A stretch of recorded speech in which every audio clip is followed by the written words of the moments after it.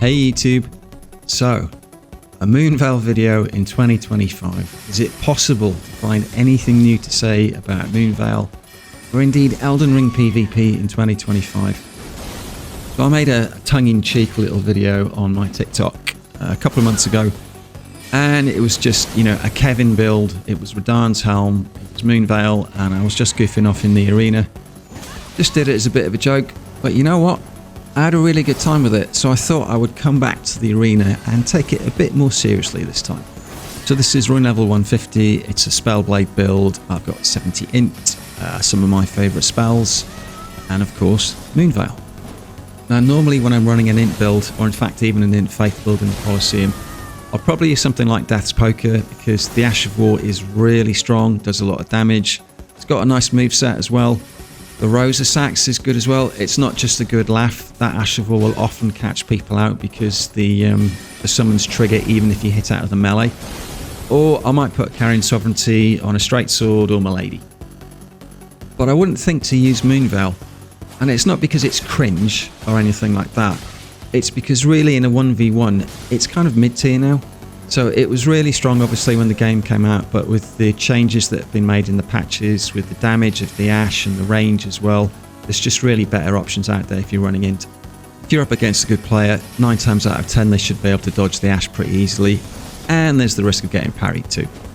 So the players that use it seriously, it's usually just as a quick swap to punish someone who's panic rolling. Still a bloody nuisance in invasions, of course, if you're being ganked, so if you've got 1 or 2 players spamming that L2 at you, it is going to put you under pressure. And let's be honest, it's a little bit annoying too. But for me, Moonveil is Elden Ring PvP in a nutshell. You have a beautifully designed weapon. There's a lot of thought gone into it. It's versatile. It's got a lovely Ash of War, which when used correctly, in the right situation, is really useful. But it's kind of let down just because it's too easy to spam the hell out of the L2. I talked a bit in my last video about how I would change Ashes of War, which is to move to a time-based recovery system, much like they have in other fantasy action RPGs. Playing Dragon Age Veilguard at the moment, that's got one. And the way I would tweak it is you could accelerate the recovery time just through regular attacking or blocking. So it encourages you to play, you know, it discourages being passive, but removes the ability to spam, and it would just encourage people to you know, use the full moveset of the weapon, mix things up a little bit, and actually get better at the game because they're having to learn how to use all the different things that the game has instead of just relying on L2. Certainly I found just doing casual dueling, which is what, you know, normally the arena is, Moonveil as part of a build, using the full moveset of the weapon, being selective about when I'm going to use the Ash of War, mixing it up with the spells, it's actually pretty decent. I think when people see Moonveil, that's what they're expecting it to use. They think, yeah, it's going to be L2 spam. So you can actually catch people out with the spells. I do like opening with Star Shower. It's not really to spam it. It's more a, you know, come on, let's start playing. I don't want you being passive.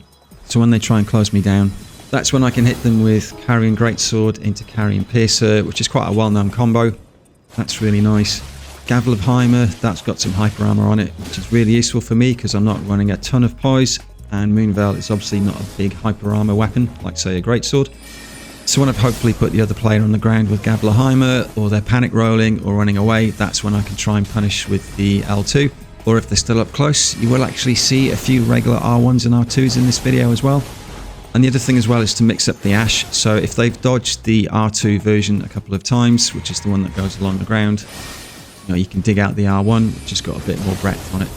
So if you're looking for something that's fun to use in a casual 1v1, that's nicely balanced, it's not underpowered, but it's not overpowered either, it doesn't feel cheap like a lot of the DLC weapons, and you use it properly, then you know what, Moonveil is actually pretty good.